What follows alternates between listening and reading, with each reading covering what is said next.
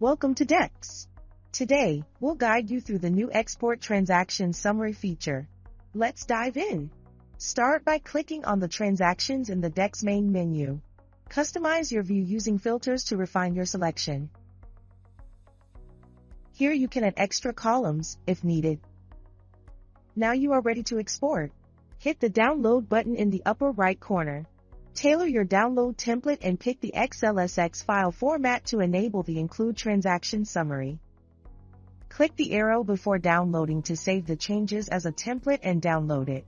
Now you can access your file from the Downloads tab. They're available for 48 hours. This report shows the overall transactions, debits, credits, payment methods, service fees, and principal.